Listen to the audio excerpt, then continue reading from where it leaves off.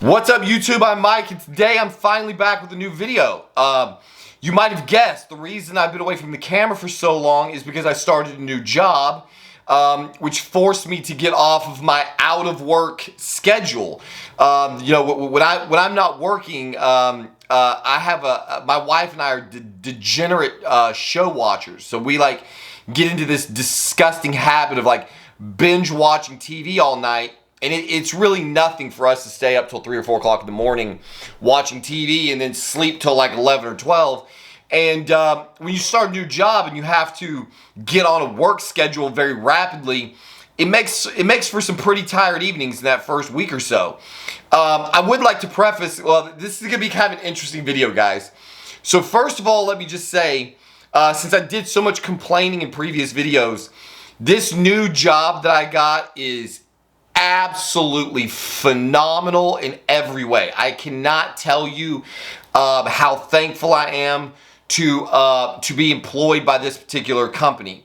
My boss is absolutely awesome. She is a female. I have never had this experience in life. I have never worked for a woman. Even from the gate, when we had our initial interview, I just felt like it was gonna click. I don't know how to really explain it. You know, sometimes you just have a conversation with somebody and instantaneous, I mean, it could literally be one phone conversation. And you either just kind of mesh and vibe or you don't. And from the initial phone conversation, she just seemed to be like my kind of people. And then there was a secondary interview with a gentleman who I guess is technically both of our bosses. And he also is just super cool. These people just happen to have very similar worldviews to mine. Now, obviously, you guys know I take everything to the extreme, especially on this channel. My extreme, unhinged, out of control takes is what really plays on YouTube. And I know it's hard. I know some of you probably imagine that I'm in this character 24/7, and I'm really not. Some of the really out of control, unhinged stuff you see on this channel never makes its way into public or the workplace. I would never be able to stay employed if I was doing trend rant videos at work. So that all being said, the condition that I've always been afraid of actually happened this week. So I got this new job. Everything is going amazing. My boss is awesome. She has just made me feel so valued in every conceivable way. Just without getting into all the personal details of the company, they really made me feel welcome, and they really made me feel like they valued what I bring to the table as far as 20 years of industry experience, and just giving me a voice and giving me a lot of free reign to kind of to attack the territory the way I want to. And that's what makes this job so perfect for me, is that I went from a place that literally was micromanaging every single breath that I took to a place where my boss is just go sell something. And that perfectly fits with my demeanor, with my psyche. My sales, the office is in the heart of my sales territory. So I'm at the office every day. I'm interacting with my coworkers. It's a real small company, and we're building something from the ground up, which is really amazing because that's not an experience that I've had in my professional career. I worked for a company that had been in business for 20 plus years when I came on board. They already had their entire culture, their way of doing things. The ownership was very set in its ways. Then obviously I worked for Equipment Depot, which is the worst of the worst of the worst corporate America you could imagine. And so this place is just an absolute breath of fresh air. Don't let me mislead you. This is not going to be an easy job. The product that we sell is a extremely premium product, which is another experience I've not had in life. I've always sold a good product. I've sold a number of material handling products. All of them were very good, very reliable products. The product that I'm selling now is the Lamborghini of the material handling industry, and it's priced accordingly. So it's definitely going to be a challenge to not only try to help build something from the ground up because the company is very small, but also navigating the challenges of a much longer buying cycle. The type of truck that I'm selling now is generally speaking not the kind of piece of equipment you're just going to walk in and get an order day one. You really have to establish the value of the product with the client, and the buying cycle is going to be longer. They're definitely going to want to see things like return on investment. How long is it going to take to justify the cost of this piece of equipment? So it's definitely going to be a challenge. I can say that this is the first time in a really long time that I just really, really wanted something to work. Like I've gotten so hooked on this job that I'm actually struggling to disconnect at night.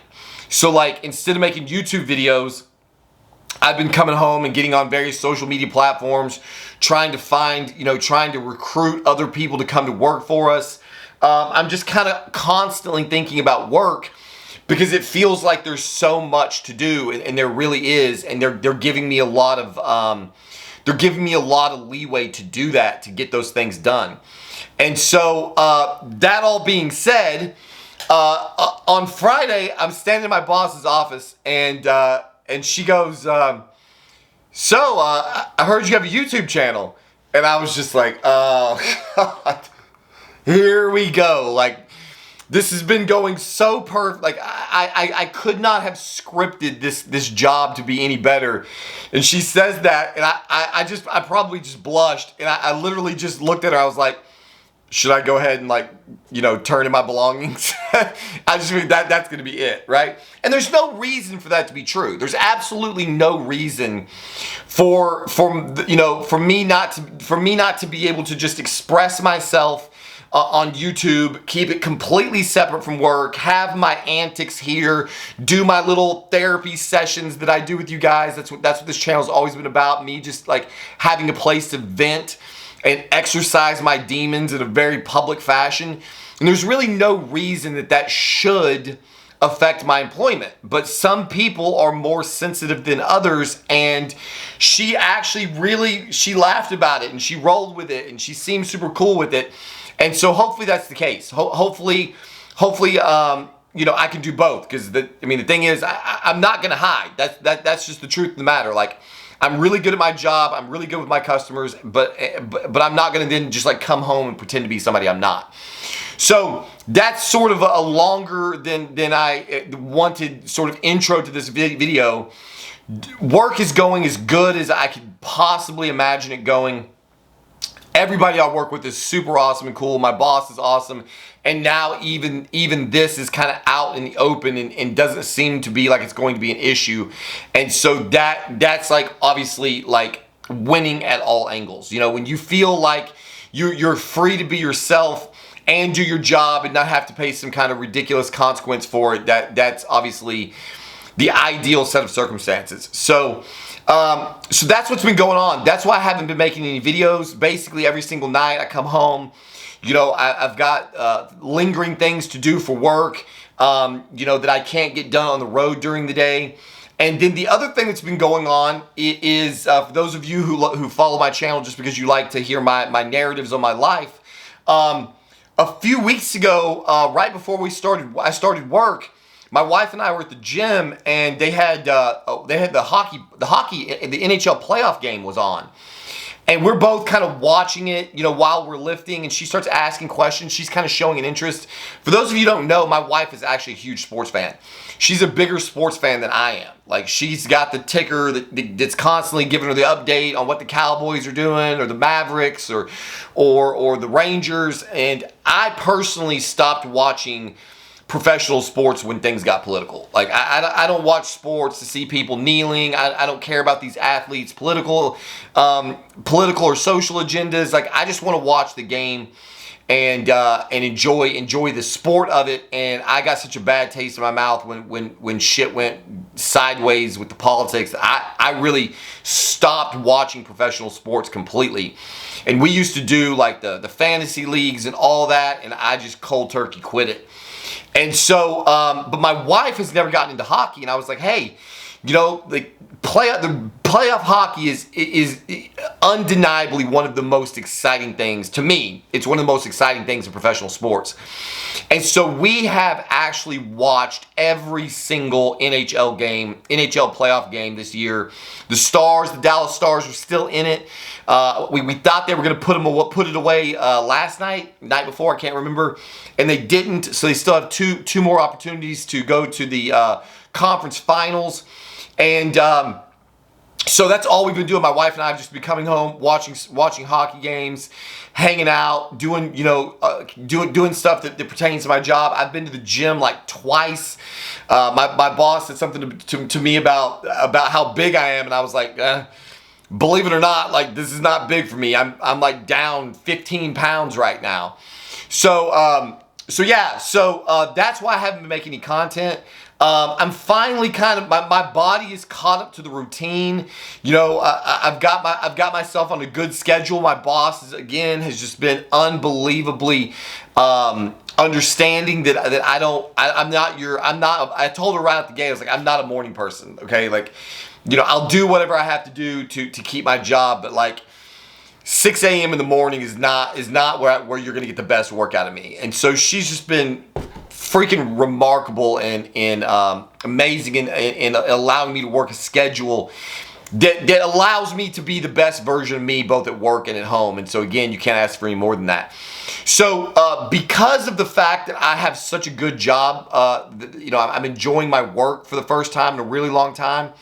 It really caused me to change my viewpoint as to where I'm at with this entire bodybuilding journey. Again, it's going to be awkward talking about some of this, but hey, it is what it is. So if you don't want to hear, if you're watching this video and you don't want to hear super personal information, now's the time to leave. So you guys who've been following my channel for a while know that, I'm always experimenting with something crazy. I've been taking a no test, nandrolone, trenbolone cycle that was causing me no end of nightmares with the D game. The prolactin situation had gotten massively out of control.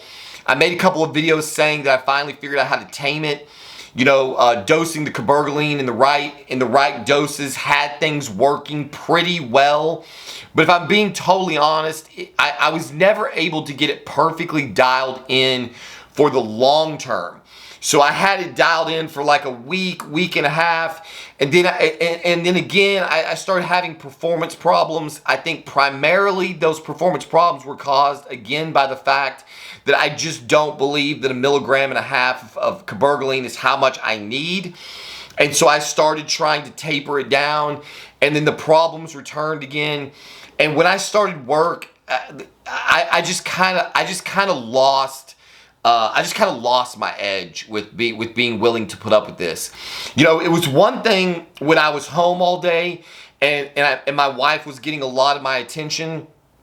And the next thing you know, I'm gone the vast majority of the day, and we have this limited period of time together, and so we're not being able to connect on an emotional level as the same as when we're in the house all day together. And then having D game problems at night that was interfering with our adult agenda was just like compounding the problem. So we're already kind of missing each other during the day, and then we're not really able to connect sexually at night. And I was just like, you know what, dude, enough's enough. So as much as I hate to admit it, I have pulled the plug completely on the MPP. And lo and behold, it's taken about a week, and all of the D game problems are finally appearing to rectify themselves. I'm not going to call it good yet. Because, I mean, how many times have I said it? So like, you get this return to normalcy, and then it's like a peak and then a trough. And so basically where I'm at now is I have removed all of the MPP from my cycle. I lowered my Tren E dose from 100 milligrams per week down to 70 milligrams per week. And I'm still on 600 milligrams of Masteron.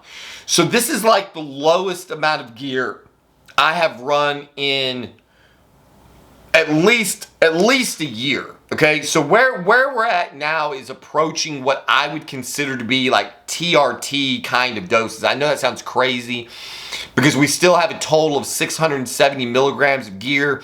That actually may get reduced as well. It's very possible that I'm going to pull even maybe the Masteron down. I pulled the MPP out because I need to get back to a state of normalcy with my D game. I need to be able to have intimacy with my wife without all of the hurdles that we've been dealing with, because that, like I said, that time is just too precious right now.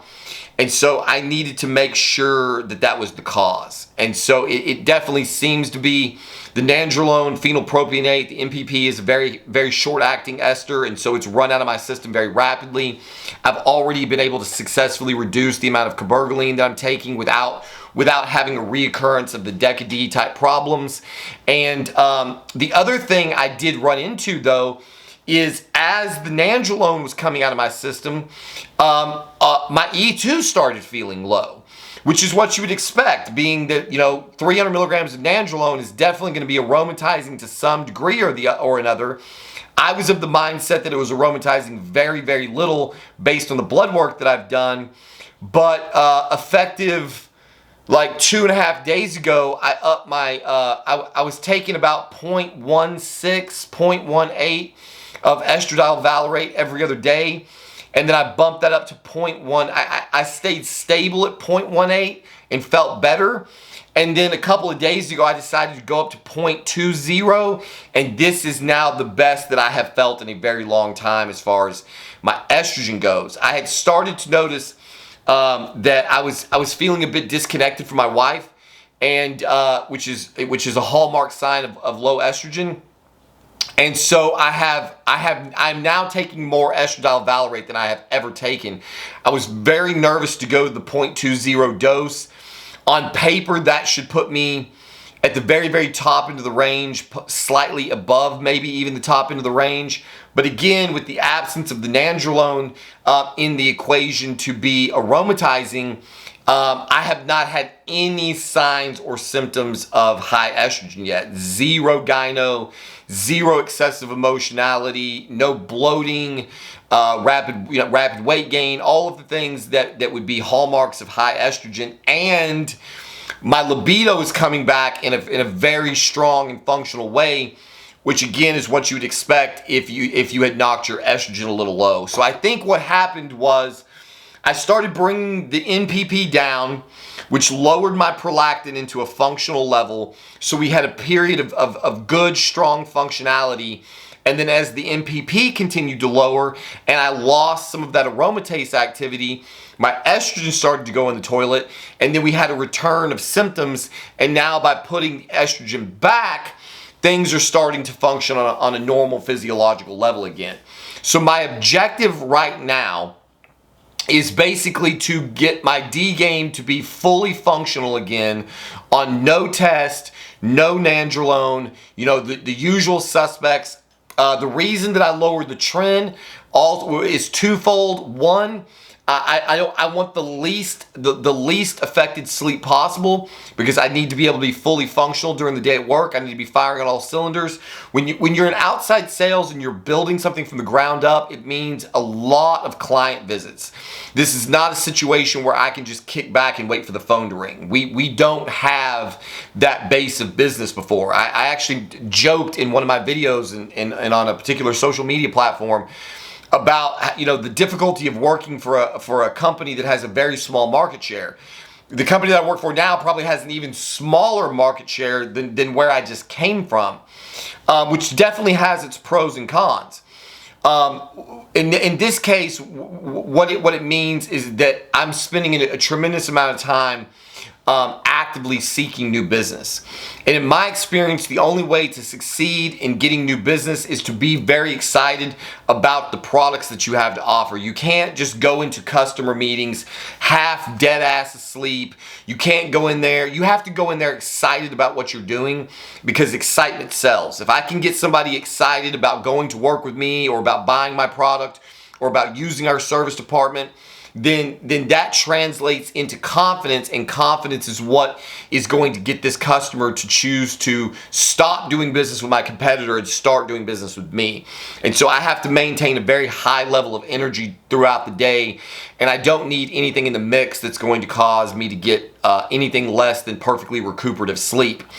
At that 70 milligrams of Trenbolone E, that's what I've said historically is my kind of maintenance dose. That's the dose where I get all of the positives and none of the negatives. So I don't have any of the sleep problems, the night sweats, the anger, the aggression, none of that.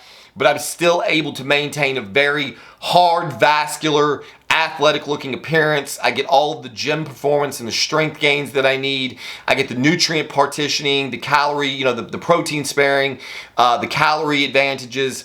Basically, you can get from, again, this is not a bulking cycle. This is not something you're going to grow on. But I do believe that low dose Trenbolone is superior in every way to taking something like TRT to maintain your physique especially to maintain a supraphysiological physique, which is what I'm carrying around. So my weight is slowly climbing back up. I'm back up to 202, 203 from a low of 198. Which is typically what happens when I start a new job. I get off my, or start a new schedule. I shouldn't say a new job. Anytime my schedule changes, I tend to get off my eating cycle. I don't want to bring, if I'm at the office all day for training, for example, I don't want to bring a backpack that's got 5 meals in it. And these people are like, oh my God, does this guy do anything but eat?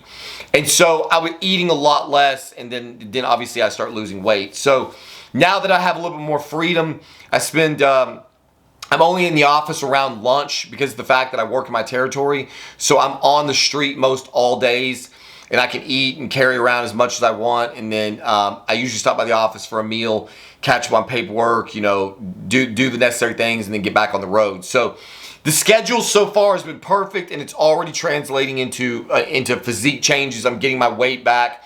I have enough energy to go to the gym with my wife, get my pump back. Again, like everybody I work with is like thinks I'm huge, and they have no idea like just how small I am right now relative to where I used to be. So all good things. Basically right now, I just feel like at some point I had to pull my head out, and I had to do what was right for my family, my career.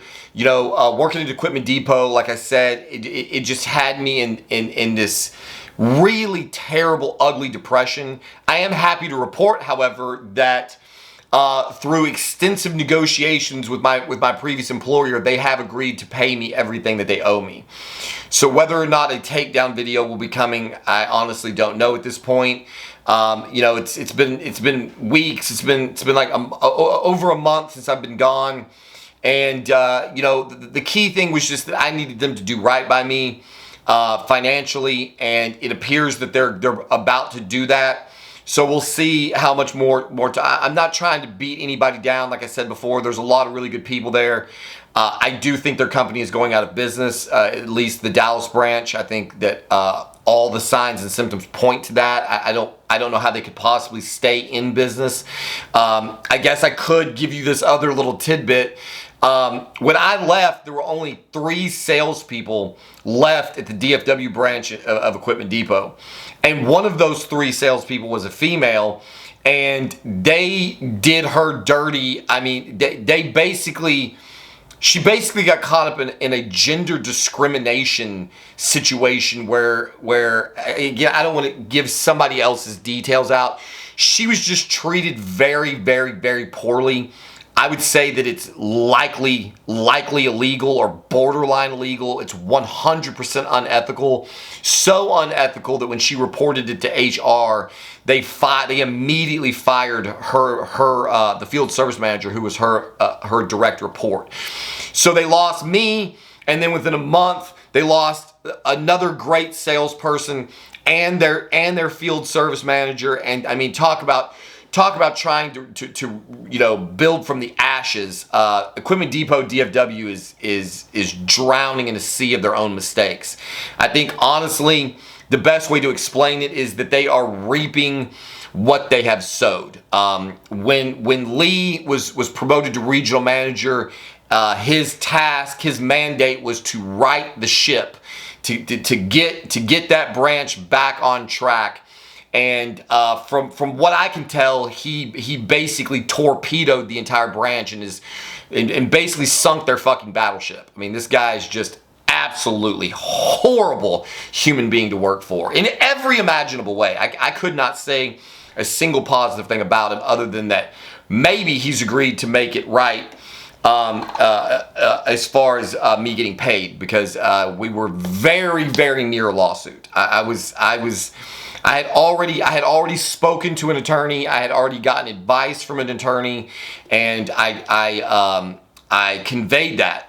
In fact, my last message to the company before they agreed to pay me my money was, "Hey, my attorney told me I need to give you guys your devices back." I still have their company phone and their company laptop. And I was planning on holding it hostage, and my attorney was like, "No, don't do that. Like, you need to do the right thing, whether they do or not. You need to get those devices back to that business, so that if we have to proceed with actual legal action, you will have done everything you were supposed to do." So I contacted him, was like, "Hey, how can I get this stuff back to you?" And then within a couple of days, I guess for lack of a better term, we've reached a settlement. So that's the end of that story. I think I don't really think that it requires going any further than that. Again, the general manager over there, Derek, super cool guy. I hope one day we can work together again in the future. I would recommend him to anyone. He was just one of the best people I've ever worked for. Amazing human being, super good guy. So shout out to Derek if you happen to be watching this. I appreciate everything you did to kind of help me go my separate ways from this company. So that's what's been going on, guys. I'm finally, for those of you who've been concerned about my health for a long time, I'm going to try. Obviously I can never make any promises. I have reduced my total androgen load to the lowest it has been in at least a year, with intentions of possibly lowering it even more. Right now, I just want to focus on my wife, my career, getting myself back as healthy as possible. So effectively, we're going to be putting the road to 225 on pause, at least temporarily. I need to give I need to give my all to this job right now. And, trying to kill myself in the gym and eat 10 meals a day or whatever it is, to try to gain another 5 pounds of contractile tissue that no one will really notice anyway. Like, my physique is to the point where everywhere I go, even professionally, people are making comments about it. And so I just feel like it's time for me to kind of pull my head out and recognize that, I've got a great family, I've got a great career, I've got a great physique for my age.